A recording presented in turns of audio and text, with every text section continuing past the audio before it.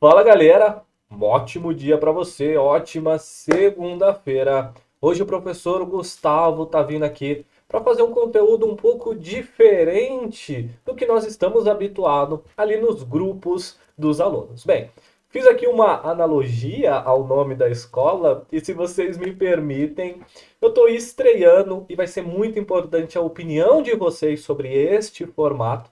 Então deixa aqui embaixo nos comentários qual foi a sua opinião, qual foi a sua percepção neste formato de conteúdo que eu vou apelidar de TV Now, né? A TV agora. Nós vamos trazer as notícias do dia agora, propriamente num vídeo um pouco mais estruturado, beleza? Segunda-feira, agora por volta das 9h30 da manhã, e nós temos algumas notícias do dia. Bem, vamos começar pelo presidente aqui da nossa república, Jair Bolsonaro, tem uma reunião com a Katalin Novak, que é a presidente da Hungria, às 11 horas. Também hoje tem a sessão no Congresso para analisar os vetos presidenciais e projeto de lei das diretrizes orçamentárias.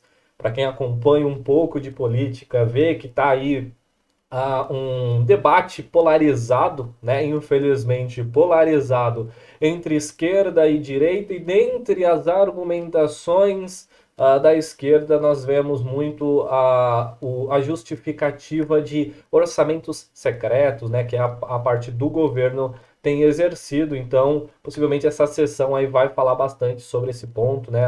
Falar sobre as diretrizes orçamentárias. Infelizmente ano eleitoral é essa batalha polarizada e normalmente quem sai perdendo é o povo. O ministro da Economia, Paulo Guedes, participa da terceira reunião extraordinária do Conselho Nacional de Política Energética. Então, vai olhar aí toda a situação energética, pelo menos aqui para São Paulo, eu não sei se estava no Brasil todo, nós estávamos numa tarifa especial de energia que estava mais caro, né? Era acima da vermelha patamar 2. Recentemente saímos e voltamos ao normal, isso influenciou bastante aqui a redução da conta de energia, pelo menos aqui em casa, né? Então, possivelmente essa reunião pode estar falando aí sobre o custeio, sobre possíveis evoluções da matriz energética. Hoje, bem sabemos, por uma bênção de Deus aqui no Brasil, nós temos uma matriz energética praticamente focada em água, né, em hidrelétricas, e nós vemos aí uma evolução para uma energia mais renovável, mais limpa, tanto a solar quanto a eólica. Se bem que essa tal de energia eólica e essa energia solar, ela não é tão limpa quanto se imagina. Há um debate muito aprofundado por trás de matrizes energéticas, né? Hoje o mundo é movido através de combustível fóssil, na sua grande maioria, e carvão, que é de fato o mais poluente. No Brasil, a nossa matriz energética é a hidrelétrica, graças à nossa geografia, né, ao país a qual nós moramos, mas há bastante debate entre essa suposta energia limpa que existe ali alguns pontos que, por exemplo, existe a vida útil de uma placa solar. Depois que acabar essa vida útil, aonde vai descartar? Então, nesse primeiro momento, ela é uma energia limpa, por exemplo, a energia solar. Mas olhando que generalize o uso da energia solar, vai acontecer o que com o descarte dessas placas solares quando se findar a vida útil? Então existe bastante debate. Se vocês querem se aprofundar nesse debate sobre matriz energética, deixa aqui a sugestão para nós no espaço dos comentários, vai ser bastante importante e nós podemos traçar aí um conteúdo bem bacana, beleza? Aí vem algumas divulgações sobre eleição, né? É pesquisa de todo lado. Então, divulgação do BTG e da FCB sobre a sucessão presidencial e divulgação da pesquisa Big Data sobre a eleição em São Paulo. Aqui uma notícia que pode preocupar agora a zona do euro, né? A Gazprom, que é ali, digamos, a principal fornecedora de gás da Europa, que é uma empresa russa, tem todo aquele embate. Zona do euro, por exemplo, até a Alemanha, que é a maior potência ali econômica da zona do euro, é fortemente dependente de gás, né? A matriz energética ali daquela região do euro, eles usam bastante o gás natural. e eles são fortemente dependentes do seu fornecedor, chamado Rússia. Aí nesse embate que nós estamos vendo, nesta guerra Ucrânia, a Rússia contra a Ucrânia, né? Na verdade, é a Rússia que está atacando a Ucrânia. Existem alguns vetos, né, globais que fizeram com a Rússia, tiraram ela de alguns pontos comerciais. Só que ela pode sim retalhar porque ela tem algumas ferramentas e o gás é uma dessas. E aí vem aqui a Gazprom da Rússia, cortará ainda mais o fornecimento de gás para a Itália em cerca de um terço, disse a gigante de energia do país em comunicado na segunda-feira. O Gazprom anunciou que fornecerá a Eni aproximadamente 21 milhões de metros cúbicos de gás natural por dia, em comparação com uma média de cerca de 32 milhões, né? Então vai reduzir. Antes era 32, agora está projetando para 21 milhões de metros cúbicos por dia. Então é bastante coisa, né? 21 milhões de metros cúbicos, mas é a redução em um terço nos últimos dias. O corte de um terço reduzirá ainda mais o fornecimento de gás, que já foi reduzido pela metade desde meados de junho. Ó, então já teve. Então está tirando um terço da metade, correto? É um terço da metade. Isso ocorrerá enquanto a Itália luta contra a seca e uma onda de calor que está atingindo a geração de energia enquanto o país luta para encher os estoques para o inverno. Os embarques do gás natural para a Europa, através do gasoduto Nord Stream para a Alemanha, devem ser interrompidos, e aqui, ó, como eu disse, a Alemanha podem ser interrompidos na segunda-feira, devido à manutenção anual planejada. Então já está planejada essa manutenção, mas claro, ó, mas os líderes europeus expressaram preocupação de que a Rússia possa interromper as entregas de gás em retaliação às sanções por sua invasão da Ucrânia. Então, apesar de ser algo projetado, correto? Espera-se que tem um temor por trás disso, né? Porque dessa guerra, as sanções econômicas impostas à Rússia e a Rússia retalhar desta maneira, cortando gás. Para a Alemanha, isso é péssimo, ela é fortemente dependente desse gás. O minério de ferro é um ponto importante lá na Dalian Exchange.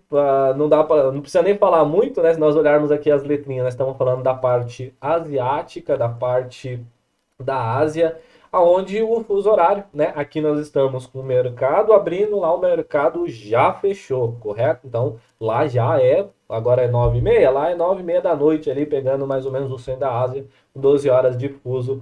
Então lá já fecharam as bolsas e o minério de ferro ele fecha em queda de 3,26. E nós podemos ver, inclusive, deixa eu pegar uma caneta aqui, que ele já vem numa tendência de queda. Ele tentou se recuperar, mas testou aqui aparentemente um suporte, né, que nós podemos traçar essa linha branca sendo um suporte, testou o suporte, ou melhor, desculpa, testou a resistência, não conseguiu vencer essa resistência que está aqui no preço de aproximadamente ali 780, né, entre 770 e 780, não conseguiu vencer essa resistência, voltou a cair. E aí teve aqui até um esforço forte de subida, como nós podemos ver no gráfico. Deixa eu pegar a caneta. Teve esse candle forte aqui, verde, mas que não adiantou. O minério de ferro continua ainda numa perspectiva de queda. Isso influencia principalmente a Vale, né? A nossa empresa aqui brasileira, fortemente exportadora de minério de ferro, principalmente para a China. O preço do minério de ferro reduz, naturalmente o lucro da empresa reduz, tá bom? Aqui alguns indicadores de modo geral. Parece que está negativo, né? Está mais negativo do que positivo aqui pelas variações. Os Estados Unidos, o S&P 500, uma queda aí quase que no 0 a 0, Dow Jones caindo um pouco mais, Nasdaq está subindo. E aqui é a preocupação, né? O S&P 500 VIX, né? O VIX é o índice de volatilidade. Nós podemos interpretar esse VIX como um índice de medo. Quanto mais alto tiver o medo, maior a volatilidade, e isso vai refletir nesse índice. Então pode-se observar que no dia de hoje nós estamos vendo aí um índice do medo numa alta bem significativa aí de 6,82%. Ibovespa aqui está em queda, né? O Brasilzão está em queda. O índice geralzão da Europa está no zero. E aí tem alguns índices aqui, como o britânico caindo, a Alemanha caindo ali quase 1%. Talvez muito por causa dessa notícia do gás, né? Isso reflete, deixa o mercado temeroso.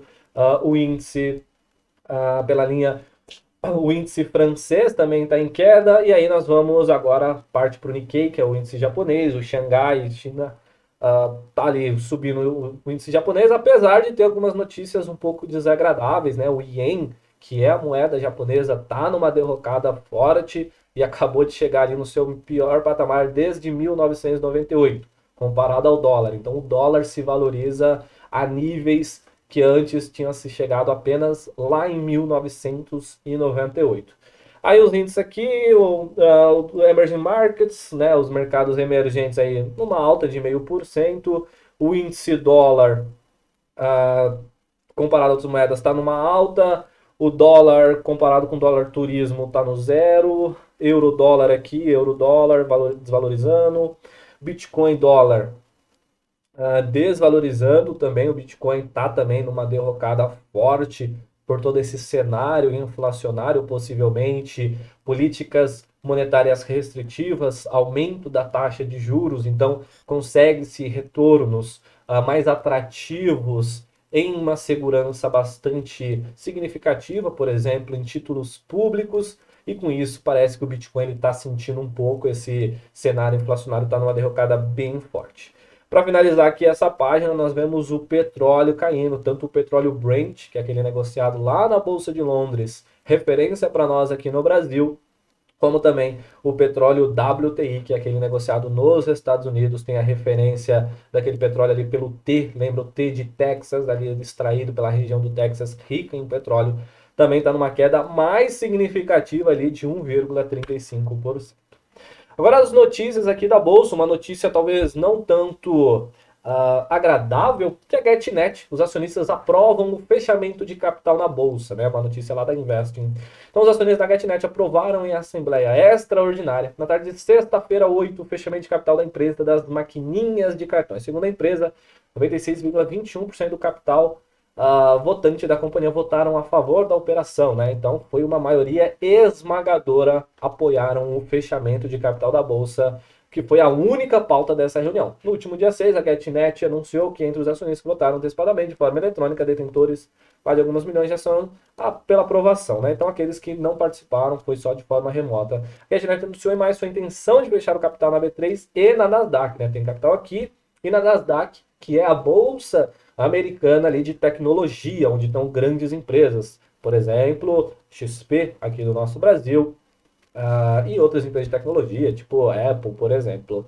A Pagonext, controladora da companhia, propôs o preço de 4,72 por unit, né? Lá na certificação nós aprendemos que uma unit ela é um pacotinho de ações. Por exemplo, tem duas ações ordinárias, uma preferencial, faz um pacote disso e chama-se de unit. Então isso é, né? Então uma proposta ali pelas units para comprar os papéis em circulação no mercado. O preço é o mesmo com que a empresa chegou à B3 em fevereiro de 21, tá bom? Então é algo aí que a empresa durou, hoje é 11 de julho de 2022, a empresa durou ali aproximadamente um ano e meio na bolsa apenas, né? Teve um fluxo alto de IPOs aqui na bolsa brasileira e algumas dessas empresas está aí com desvalorizações extremamente significativas, né? Pós-pandemia, e veio todo aquele ápice, depois vem numa derrocada, tem empresas ali desvalorizando cerca de 90% do que foi o seu pico.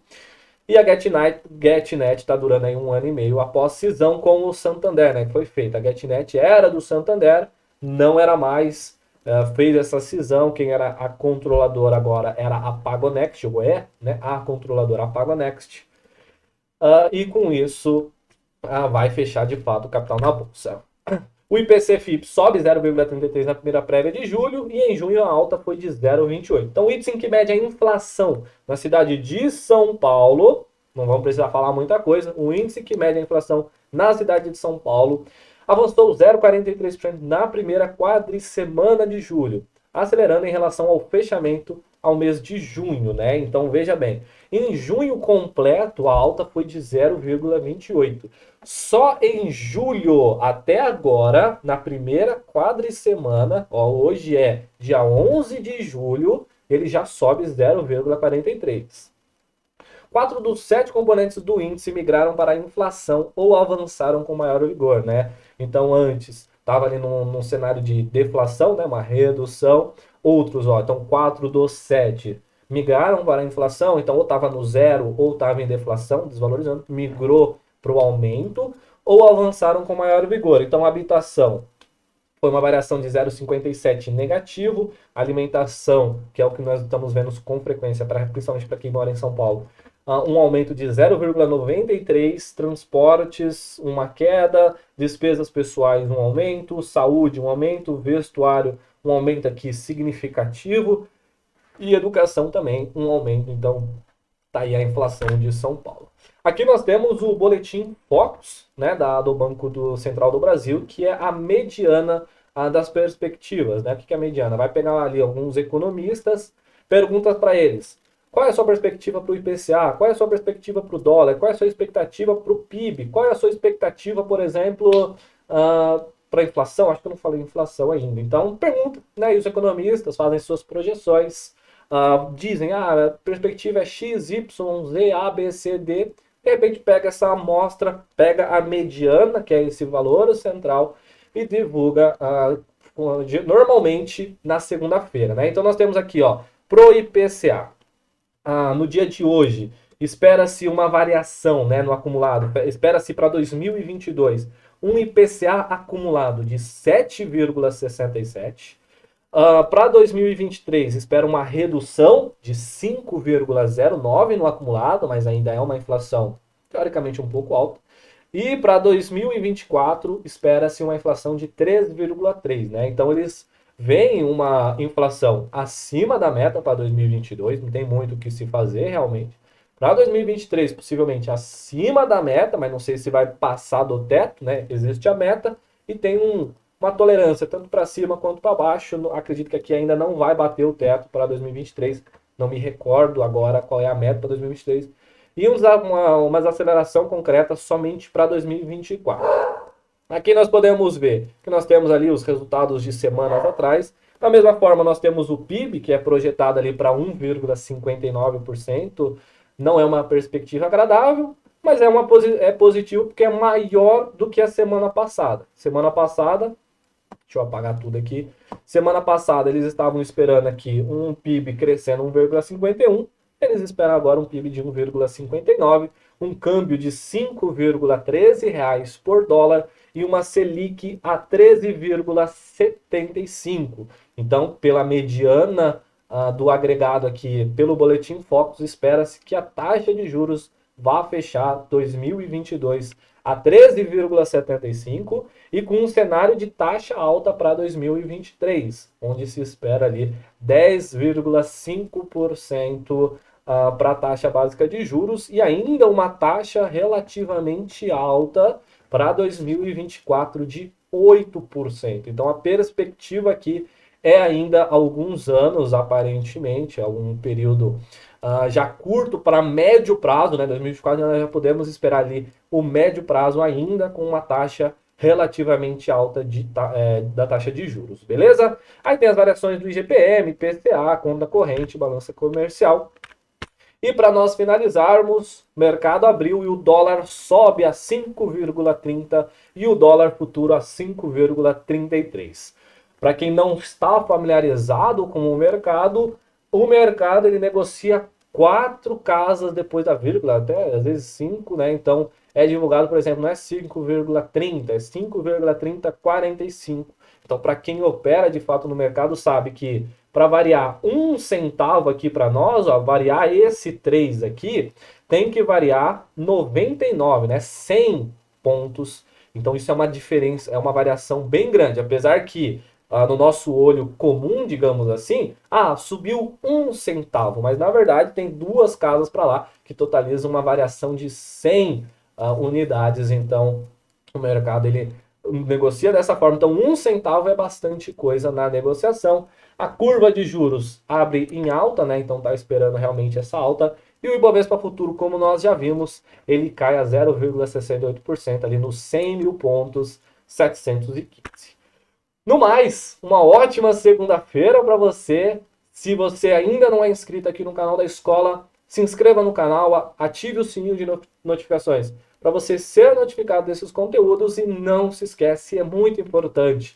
Aqui no espaço do comentário, deixe o seu feedback sobre este formato, que se for positivo, se a galera curtir, deixar o comentário, deixar o feedback, este formato ele tende a ser diariamente com as notícias de mercado, como nós fazíamos com os alunos lá na plataforma do Telegram, juntamente aos grupos. Mas aqui de uma forma um pouco mais intuitiva, mais visual, mais completa, beleza?